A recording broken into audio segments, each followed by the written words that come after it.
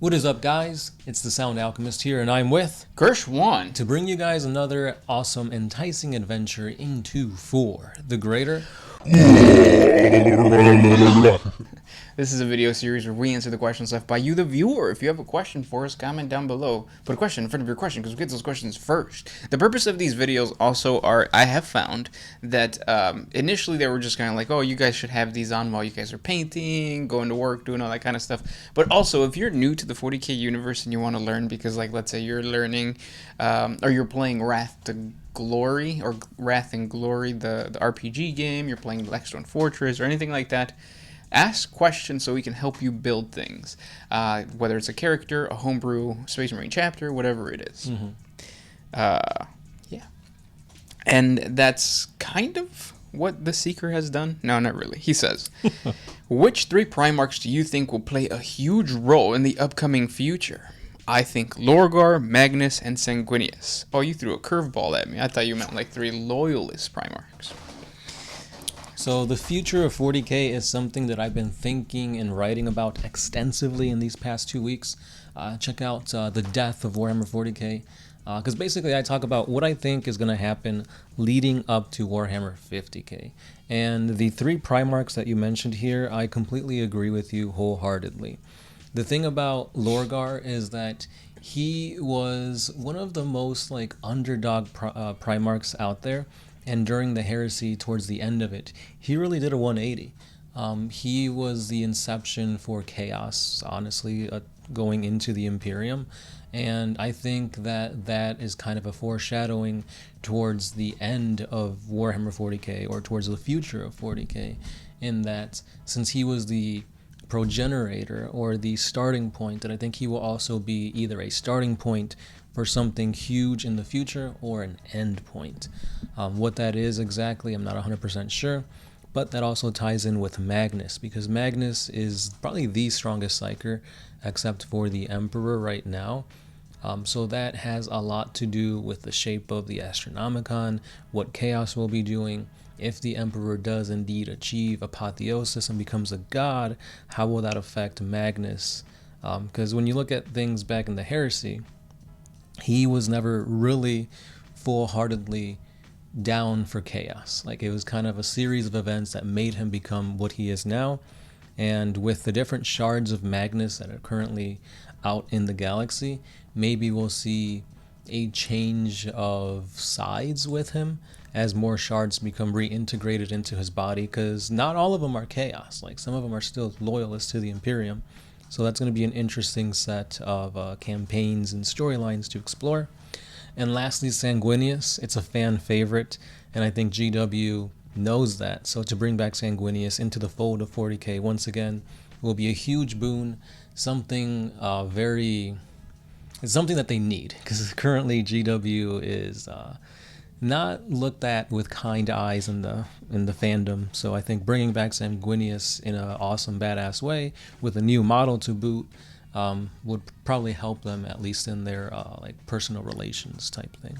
Maybe. Yeah, maybe. Because, like, the way I see it, I've said this before, if Sanguinius comes back, awesome, we get a Sanguinius model, but it defeats the purpose of his sacrifice. Exactly. That's the big gripe I have with it. Yeah, and, like, if the fandom is, like, mad because GW is making, well, besides, like, the YouTube stuff, but, like, if they're mad because they're changing the face of 40K from, like, the grim darkness to, like, this kind of, like, lighthearted, inclusive, blah, blah, blah, blah. Campy. You're changing the lore, and I think bringing back Sanguinius would do that. But yeah, that would be really cool to have him, and he might play a major role. Yeah.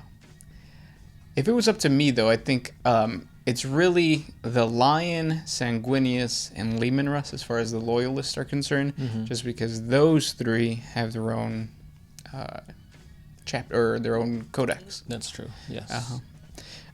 So we'll see what happens, but I think they're just going to prolong the process. Oh yeah. They want to stretch this out as long as it goes. I want Rogueldorn back. They got the Black Templar Codex coming out soon. Yeah, they got a box set coming out. And we're getting Neophytes. Yeah, I was surprised. I didn't think we were going to see that. I really like the neophyte model with the bowl cut. Mm-hmm. So for some reason, it just fits into like the 40K universe. Yeah. And the Black Templars. Yeah, because I think it's the whole like monk type thing, and like they're very zealots. Yeah. Zealots.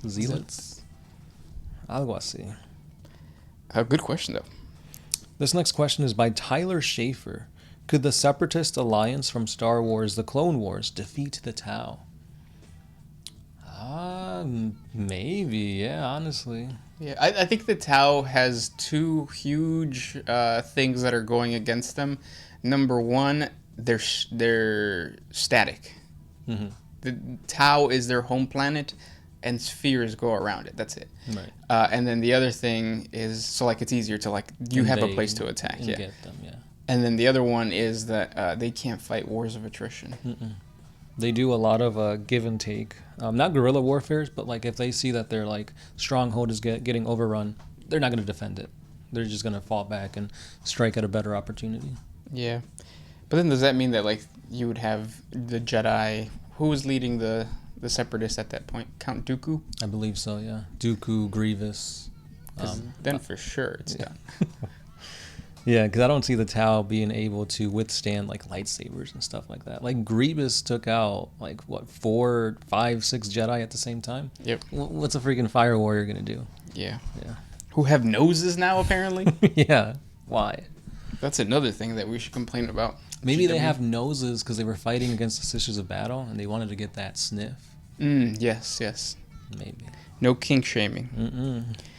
Next question comes from Don Krill. Are the Chaos cults or Gene Stealer cults the bigger threat to the Imperium? Ooh. So we know for a fact that there is a Gene Stealer cult on Terra. How and why? Like, yeah. I feel the freaking custodies are right there. Terra should be the most heavily fortified place, but that just shows you the, I guess, tenacity and the threat that Gene Stealer cults can do, because they could integrate into whatever society very, very easily. Yeah. And not just that, but they're right at the source of the Astronomicon, so they know that they're drawing in the hive mind to Terra. Yeah. But I still think Chaos. Chaos is always going to be the major threat for the Imperium, no matter what. Yeah, because it's one of those things that's never going to go away, whereas, like, with the Gene Stealers, you can exterminate the Gene Stealers. Mm-hmm. You can't really exterminate Chaos cultists because, like, it's an ideology. So, yeah. Word. Oh, and then you also had a list of your top sci-fi universes. So the first is Star Wars, second Mass Effect. I forgot about Mass Effect. Mass Effect is a really awesome sci-fi universe. The third is 40K. Fourth is Alien, James Cameron franchise. I think Prometheus kind of like changed the world for me. And then the last one is Halo. Yeah. Halo's cool. It is. 1v1 me? Yeah, right now. Arya816. I'm not really sure if they've all been destroyed, but do you think we'll ever see another Blackstone Fortress? Yeah. Yeah. I believe there still are a few left out there. Mm-hmm. And if there isn't, GW can always write a way to include another one. Yeah. And we have the Blackstone Fortress box, which is taking place during the this current era. Mm-hmm. So yeah. Yeah. A game we still haven't played. Mm-hmm. This comes from the big one. In the 40K universe, have they discovered a cure for the receding LeBron James hairline? No. No. I think that's one of the things that will never get, like, fixed. Mm-hmm. Receding hairlines. It's just like, that's the way nature intended hairlines to be. Yeah. Even though, like, now I'm getting a lot of TikToks of the dudes that go overseas and then they get, like, a part of the back of their hair, like, surgically removed and then they put it in the front. Have you heard of that? The transplants? Mm-mm. It's disgusting because I hate small holes. And all it is small holes on your head. Blech. This next question is by PubSB. He says, Pregunta. Do you guys think that Rogueldorn is chilling somewhere in a pocket dimension with his homie Trajan Valorous, as insinuated by the King in Yellow? Or do you think there's something darker going on? Gracias, paisas. No, I think Rogueldorn is stoic, and wherever he's at, he is kind of like just fighting his way back or something like that. I don't think there's anything corruptive going on with Rogueldorn. Yeah, Dorn was like, whenever I think of like the three, like quote unquote like Boy Scout, vanilla generic Primarchs, it's always Gilliman, Dorn, and the Lion. Yep. And I think those will be uncorruptible no matter what. Yeah. Except maybe the Lion. You think so? Yeah. I don't think he'd be corrupted because of his need to hunt the Fallen. Hmm. Unless the Fallen are actually the good guys and everybody else is incognito bad guy. That's why it's like so twisted and kind of cool. Mm-hmm. But then you think like, no, that's supposed to be the Alpha Legion. Yeah. Yeah. Did we answer his question? Yeah. You went first and then I added. This next question is by Justice777FUL. What are the best nicknames in 40K? This one has always stuck to me because it's coming from Fabulous Bill, aka Fabius Bile, and he's talking about the Emperor in such a demeaning and like perverted way. He calls the Emperor the Carrion Lord. Because when you look at him, the dude's basically beef jerky, just sitting decomposing on the golden throne. Legit is just carrion, like just a bunch of meat, viscera, flesh. Yeah. Yeah, and people revere him as a god. But if you look at him, he's anything but. Yeah. In his eyes, at least. Yeah. So I think the Carrion Lord just sounds badass, but it's also like a big F-U to him. And it's coming from Fabius Bile, which is even more like meta, because, I mean, he's part of the Emperor's children. Yep. Boom. Slap in the face to the Emperor. Mm-hmm. My favorite nickname is what the orcs call the Necrons, Tin Heads. Yeah, that's funny. Then there's Beaky Boys, Oomies. I don't like Oomies because it makes me think of Zoomies and it brings flashbacks of high school and middle school and that era of, what is it, like emo punk rock thing? Mm-hmm. But you tried to fight it with your FUBU jumpsuits. Yes. It was the emo kids versus the Fat Farms. Fat Farms. Guess who won? The ones wearing black forces. This next question is from Sea Captain Nemo. Have you guys read Frank Herbert's Dune series? If not, why not? No, because I don't like to read. No, I'm waiting for the movie. Like, I hear a bunch of good things about it, and it's coming for free on HBO. So. Oh, damn. I didn't know that. I think the director is kind of mad about that, because he's like, this is a movie that should be seen on the big screen. Watch it in IMAX. Watch it in, like, Adobe or whatever to get the full experience, but... No. Yeah. It's got a lot of good actors, too. Yeah. So, I'm waiting for that. See how well... you guys that have read the novels take this interpretation. Yeah. Because they're saying it's like the next like Star Wars and that kind of thing. So from the trailers, I don't feel like the world is as expansive. Whereas with the Star Wars franchise, even the trailers felt like, oh, what was that? Where's that going? Mm-hmm.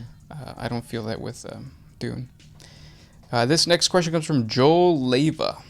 So no male Sisters of Silence. Are there female Calidus assassins? Because I think that would answer that. Split the boys from the girls so they can't make more. Calidus assassins kind of take whatever shape they want, right? They have that poly something transplant thing. Right, yeah. Yeah, so, technically there's boy assassins. Calidus assassins. Mm-hmm. But only for a little bit. Only for a little. Mm-hmm. Or maybe a long time. Maybe they need that polymorphic thing to turn into a male for like years in order to get their target. And did we talk about why there's no male Sisters of Battle?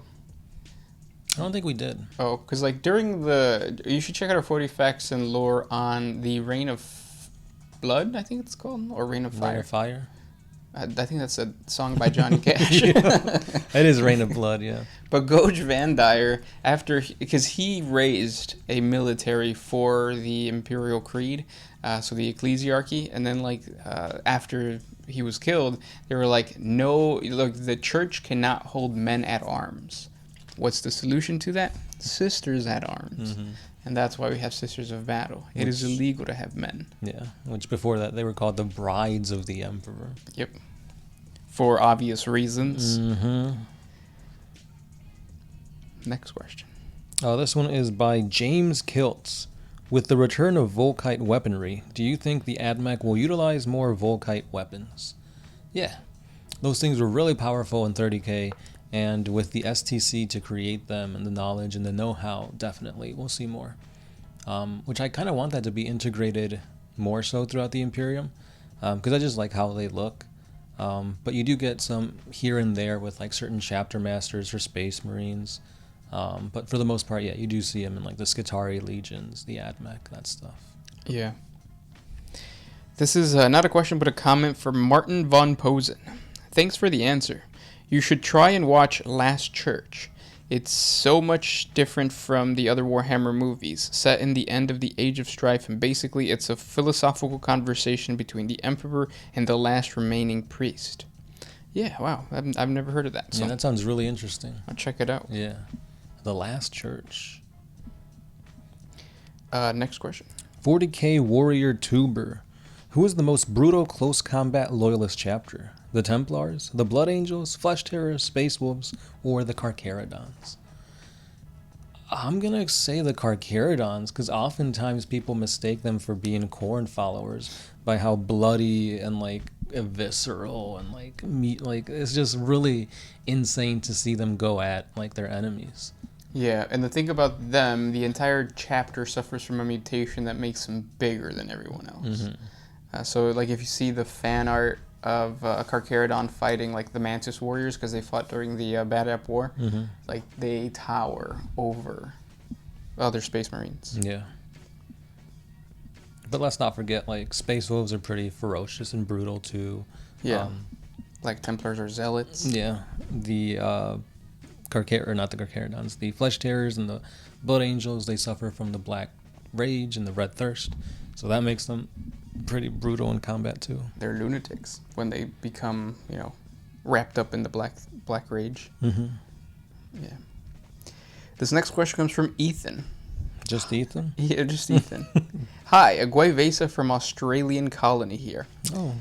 Your videos are a service to the greater good, boys. Thank you. Yeah.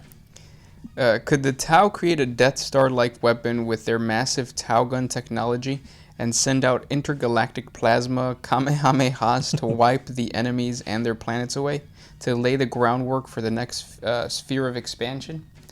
More than likely they wouldn't do that because it seems like the greater good and like the Tau in general are all about like cultivation of a planet. Yeah. So to blow up the entire planet and just that sounds like something the Imperium would do with Exterminatus. Right. Like we'll rather destroy the planet completely and start from scratch. Yeah. Where the Tau will terraform it or create domes where their people can live after taking a planet or creating a greater good commitment between the two. Yeah. This next one is by Simon Teese. If the Imperium decided to increase the amount of Space Marine chapters, would the Imperium be the absolute dominant power in the galaxy? I don't think so. Because they kind of already are. Well, yeah, they're already kind of like the main force. Most territory. Yeah, but I feel like if you go against the Adeptus Codex, or no, Codex Astartes, yep. Which they kind of already are, and not a lot of people follow it. But if they just go out and create more Space Marine chapters, it's going to be the same thing. You're still going to have some that go rogue. You're still going to have some that go to chaos. But I don't think it'll change anything. Also, like efficient battles and efficient campaigns are not always won because the best soldiers are being used. Sometimes you need the cannon fodder that is the Imperial Guard to just soak up wounds and just be there to basically die. Yeah. And that usually is like a better way to secure victory than to like spend this much resources on a Space Marine chapter that is going to end up just being destroyed. Because, who knows? There's entire chapters that have been destroyed through war. Right. And not just that, but I already feel like they're even struggling to keep their numbers at what it currently is. Yeah, that's true. Yeah, so to make more, it doesn't seem plausible. Right, yeah.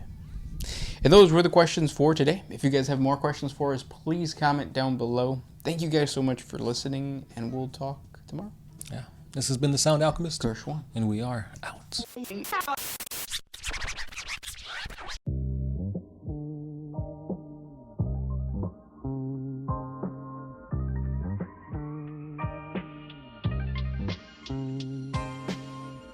Always used to put my freedom first in any situation.